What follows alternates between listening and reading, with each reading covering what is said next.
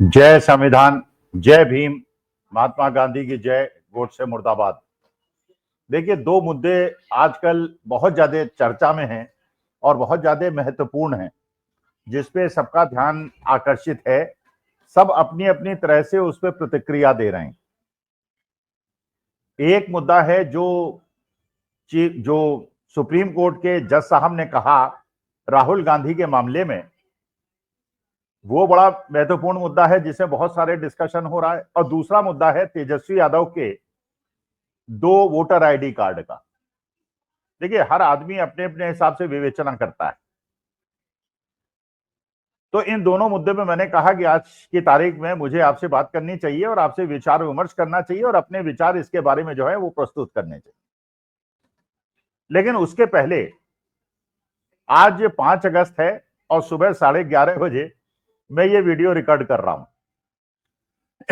और मैं जानता हूं 5 अगस्त बड़ा महत्वपूर्ण दिन होने वाला है, राहुल गांधी की तरफ से भी, इंडिया गठबंधन की तरफ से भी, और मोदी जी और अमित शाह जी की तरफ से भी। मतलब एक महत्वपूर्ण दिन है और शाम तक हो सकता है कि चर्चा का पूरा जो डायरेक्शन है वो बदल जाए।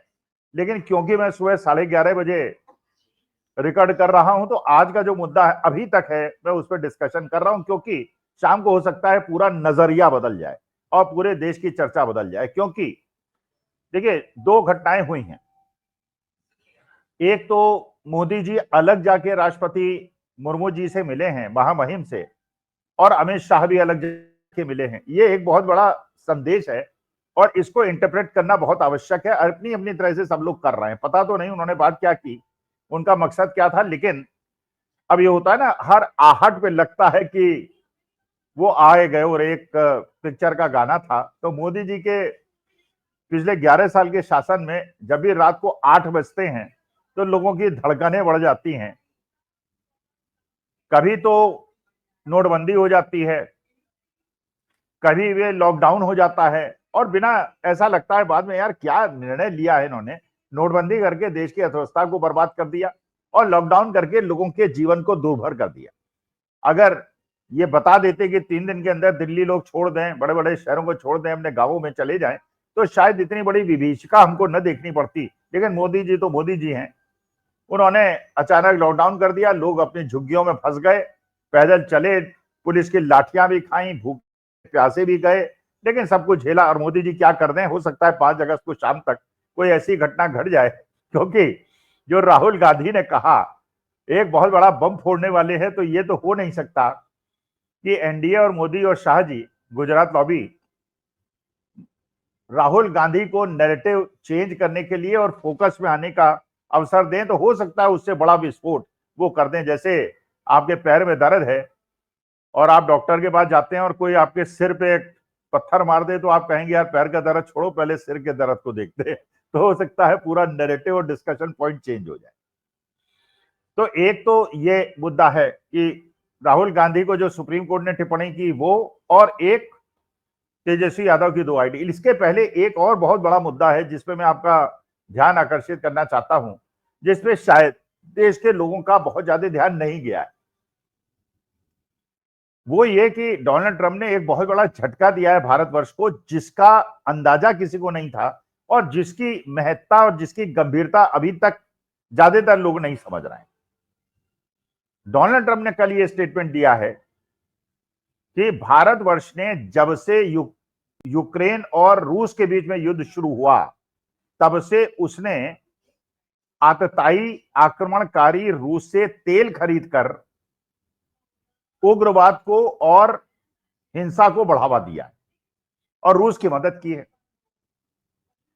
देखिए, अब ये बड़ा पर्दा खुल रहा है, रहस्योद्घाटन हो रहा है। इसका मतलब अभी तक हम लोग सोच रहे थे कि डोनाल्ड ट्रंप ये सब क्यों कर रहा है, भारत का अपमान क्यों कर रहा है, हमारे लोगों को बेड़ियां डाल के क्यों भेज रहा है, मोदी से मिल क्यों नहीं रहा है, उन्हें स्टेट गैस क्यों नहीं बना रहा है। अब समझ में आ रहा है उसे, ये लग रहा, और इसको पाकिस्तान को वो वाइस चेयरमैन क्यों बना रहा है, यूएनएससी की टेररिज्म कमेटी का और तालिबान सपोर्ट समिति का अध्यक्ष क्यों बना रहा है। अब समझ में आ रहा है कि वो ये मान रहा है कि भारतवर्ष ने रूस के साथ जो तेल समझौता किया, उससे भारतवर्ष ने आतंकवाद को बढ़ाया। ये डोनाल्ड ट्रंप का कहना है, हम नहीं मानते, मैं नहीं मानता, लेकिन ये डोनाल्ड ट्रंप का मानना है, इसीलिए वो हमें भी पूरी तरह से हमारे खिलाफ कार्रवाई कर रहा है। अब ये बहुत गंभीर विषय है। इसका मतलब ये है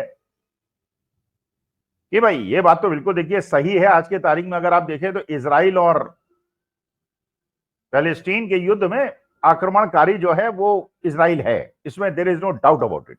इसलिए भारत की हमेशा से नीति रही कि आप फिलिस्तीन के साथ खड़े हो और इजराइल के साथ ना खड़े हो। लेकिन यह भी बात बिल्कुल सही है, इसके बावजूद कि रूस हमारा बहुत पुराना दोस्त है, इस बार जो एग्रेसर है वो रूस है यूक्रेन पे। और यह भी बात बिल्कुल सही है डोनाल्ड ट्रंप की कि अगर हम उससे तेल खरीद रहे हैं, उसको आर्थिक मदद कर रहे हैं, इसका मतलब हम इनडायरेक्टली रूस को एग्रेशन के लिए और यूक्रेन को बर्बाद करने के लिए और नाटो को और अमेरिका को चैलेंज करने के लिए समर्थन कर रहे हैं। ये एक दृष्टिकोण है और मुझे लगता है कि रूस भी अग्रेसर है और इजराइल भी अग्रेसर है। तो इजराइल के साथ भी भारत का खड़ा होना गलत है और इधर रूस के साथ भी खड़ा होना गलत था और ये उचित नहीं था। तेल का खरीदना वैसे आप खरीदते हमारे आर्थिक हितों के लिए अच्छा होता, लेकिन जब तक रूस और यूक्रेन का युद्ध चल रहा है उस समय रूस से तेल खरीदना, इसका माने उसकी मदद तो करना है। Let us be very Frank. अब आते हैं अपने ओरिजिनल मुद्दे पे।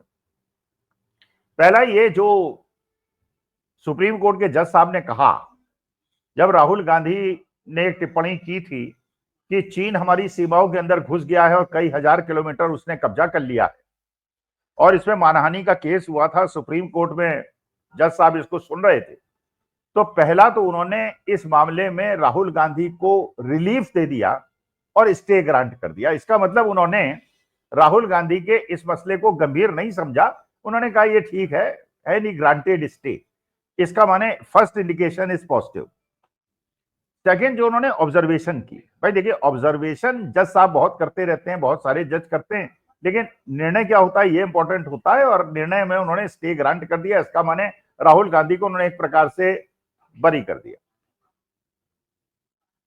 लेकिन जो टिप्पणी उन्होंने की, Rahul Gandhi being a Indian he should not have spoken against the army and the state, वो टिप्पणी को जरा गंभीरता से समझिए। देखिए यह बात बिल्कुल सही है कि राहुल गांधी का और इंडिया गठबंधन का ये बार बार कहना है कि रूस ने, ये चीन ने हमारे देश के अंदर अतिक्रमण किया और हमारे देश के अंदर घुस आया है, चाहे वो गलवान घाटी का युद्ध हो, चाहे वो अरुणाचल का मामला हो, चाहे वो लद्दाख का मामला हो। ये इंडिया गठबंधन का कहना। और ये भी आपको पता है कि मोदी जी ने संसद के अंदर कहा था ना कोई घुसा है और ना किसी ने चौकियां बनाई। इसका माने एक पूरा एक जो एग्रेशन था इंडिया गठबंधन की तरफ से और मोदी जी का एक स्टेटमेंट था, मामला शांत हो गया था। देखिए बहुत सारे लोग ऐसे विश्लेषक हैं जो जज साहब की निंदा कर रहे हैं, जज साहब की टिप्पणी की निंदा कर रहे हैं, लेकिन मैं ये कहता हूं जो जज साहब ने किया वो बहुत सही किया और इससे इंडिया गठबंधन को ज्यादा फायदा हुआ और जो ये समझ रहा है कि भारतीय जनता पार्टी को इससे फायदा हुआ और उनका आईटी सेल इसको सेलिब्रेट कर रहा है, मैं उनसे बिल्कुल सहमत नहीं। देखिए ये मुद्दा अभी तक लोग ये मान रहे थे कि भाई राहुल गांधी ने कह दिया, अपोजिशन ने कह दिया, लेकिन मोदी जी ने, देश के प्रधानमंत्री ने जब कह दिया कि ना कोई घुसा है ना कोई चौकी बनाई है, इसका माने ये ऐसा ही है मसला। ये दूसरी बात है कि जब डोनाल्ड ट्रंप ने कहा कि उसने युद्ध विराम कराया तो मोदी जी नहीं बोले, कि इस मसले पे बोले थे और लोगों ने मान लिया था कि मोदी जी सही बोल रहे होंगे और राहुल गांधी ऐसे ही बोल रहे होंगे। लेकिन अब जो ये कह दिया है जज साहब ने, तो इसका माने ये मुद्दा जो बिल्कुल शांत था अब वो ये चर्चा में आ गया और आज की तारीख में इस पर चर्चा हो रही है। आप जानते हैं कि राजनीति के अंदर चर्चा, पर्चा और खर्चा ये राजनीति में रहने के लिए बहुत आवश्यक। तो चर्चा शुरू हो गई, जो चर्चा शांत थी वो शुरू हो गई। ये भी अब रेफरेंस देने लगे कि जनरल नरवणे जो चीफ ऑफ आर्मी स्टाफ थे, उन्होंने स्टेटमेंट दिया था कि चीन हमारी सेनाओं के अंदर घुस गया है। ये भी बात बिल्कुल सही है कि हमारे अब जनरल साहब जो हैं उन्होंने स्टेटमेंट दिया कि साहब हमें 2020 का जो हमारा लाइन ऑफ एक्चुअल कंट्रोल है उस पर वापस जाना चाहिए और चीन को पीछे जाना चाहिए। यह भी बात बिल्कुल सही है कि सोनम वांगचुक ने लद्दाख के दिल्ली तक यात्रा की थी और कहा था कि चीन अंदर घुस आया है। ये भी बात सही है कि अरुणाचल के बीजेपी के एमपी ने यह कहा था कि चीन अंदर घुस आया है, उसने कॉलोनीज बना ली हैं। ये भी बात बिल्कुल सही है कि जो सैटेलाइट पिक्चर अमेरिका दिखा रहा है उसके हिसाब से चीन ने हमारे देश के अंदर अतिक्रमण किया है। लेकिन जो मामला बिल्कुल चर्चा से बाहर हो गया तो चर्चा में जज साहब ले आए। इसका मैंने जज साहब ने एक प्रकार के देश को कृतार्थ किया है और जो इश्यू बिल्कुल डेड हो गया था उसको लाइव कर दिया है। तो मानहानि पे तो उन्होंने स्टे दे दिया और जो एक मृत प्राय चर्चा का विषय था वो आज फोकस पे आ गया। तो मेरे ख्याल से तो उन्होंने एक तरह से राहुल गांधी को और इंडिया गठबंधन को फायदा पहुंचाया। अब आने वाले डिस्कशन होगा, अमेरिका भी इसमें बोलेगा, चीन भी इसमें बोलेगा, वो भी सैटेलाइट पिक्चर दिखाएगा और सैटेलाइट पिक्चर तो झूठ बोल नहीं सकती कि पहले क्या था और अब क्या है। तो इससे मानी बात है कि राहुल गांधी के बल मिलेगा और ये विषय देश के कोने कोने तक जाएगा। तो वो मुद्दा जो बिल्कुल शांत हो गया था, खत्म हो गया था, वो चर्चा में ले आए हैं कौन साहब? जज साहब। तो जज साहब ने एक तरह से मोदी जी को एक झटका दिया है और स्टे ग्रांट कर दिया अवमानना में, वो भी एक झटका दिया है। तो मैं इंटरप्रेट कर रहा हूं कि वी शुड नॉट क्रिटिसाइज जज साहब on this and what he has done, it's a good because now the debates will happen and when the debate happens in the Lok Sabha and Rajya Sabha तो ये नहीं कहा जा सकेगा कि साहब ये यहां चर्चा मत कीजिए, क्योंकि जब जस्टिस साहब ने खुद कह दिया सोशल मीडिया में मत डिस्कस कीजिए, इसको पार्लियामेंट में डिस्कस कीजिए। तो जब सुप्रीम कोर्ट की ऑब्जर्वेशन है पार्लियामेंट में डिस्कस कीजिए, तो ओम बिरला साहब और हरिवंश जी इस चर्चा को टाल नहीं पाएंगे because observation of the supreme Court has to be taken seriously and the matter has to be threadbare discussed in the parliament. और ये बात आर्मी के जनरल्स कह रहे हैं। अच्छा, एक और चीज आप समझिए भाई, जब 1962 और की बात की जाती है तो कहते हैं कि नेहरू जी ने अपने देश की बहुत बड़ी एरिया चीन को दे दिया था और जो ये एरिया में चीन अंदर घुसा है ये तो लाइन ऑफ एक्चुअल कंट्रोल का मसला है, डिस्प्यूटेड लैंड है। अब थोड़ी सी कॉमन सेंस का यूज किया जाए भाई, एक था जब 1962 के पहले चीन कहीं तक था और भारत कहीं तक था और चीन अंदर घुसा, मान लीजिए 10 किलोमीटर अंदर घुसा मान लेते हैं एग्जाम्पल के लिए, तो मानी बात है कि वो एरिया ऑफ एक्चुअल कंट्रोल वो एक डिस्प्यूटेड लैंड तो था, क्योंकि अगर वो डिस्प्यूटेड लैंड नहीं था तो उसके आगे का 5 किलोमीटर जो मोदी जी के जमाने में कब्जा किया गया वो डिस्प्यूटेड लैंड कैसे हो सकता है भाई? जो 1962 में उन्होंने एग्रेसर की तरह हमारे एरिया में कब्जा किया, अगर वो डिस्प्यूटेड लैंड नहीं था और चीन ने एग्रेशन करके उसको छीना था तो उसके आगे के एरिया को इस जस्टिफिकेशन में कैसे हटाया जा सकता है कि ये डिस्प्यूटेड लैंड है, वो एग्रेशन था और वो कब्जा किया गया था? तो ये लॉजिक चलेगी नहीं। अब जैसे चर्चा होगी और मीडिया में चर्चा होगी, यूट्यूब में चर्चा होगी, तो लोगों को पता चलेगा कि अगर वो भी डिस्प्यूटेड लैंड उन्होंने कब्जा किया था और अभी भी डिस्प्यूटेड लैंड में कब्जा किया है तो दोनों मामले एक है। या तो 1962 में नेहरू जी की भी गलती नहीं थी, अब मोदी जी की भी गलती नहीं है, और अगर उस समय गलती थी तो इस समय भी गलती है। ये नहीं कहा जा सकता कि नेहरू जी की गलती है लेकिन मोदी जी की गलती नहीं। तो मेरे ख्याल से we should be thankful to the supreme court जज साहब who has brought this issue in public discussion and deliberation. Number 1। Number 2, Tejashwi Yadav ने एक अपना नंबर बताया, यूनिक आइडेंटिफिकेशन नंबर, और उसके हिसाब से उन्होंने बताया कि मेरा जब डाला उन्होंने प्रेस कॉन्फ्रेंस में कि इसमें आ रहा है कि नो रिकॉर्ड फाउंड और मेरा नाम लिस्ट से हटा दिया गया। अच्छा, यहां तक जो तेजस्वी यादव ने कहा मानी बात है कि वो जो उनके पास आइडेंटिफिकेशन नंबर था वो था।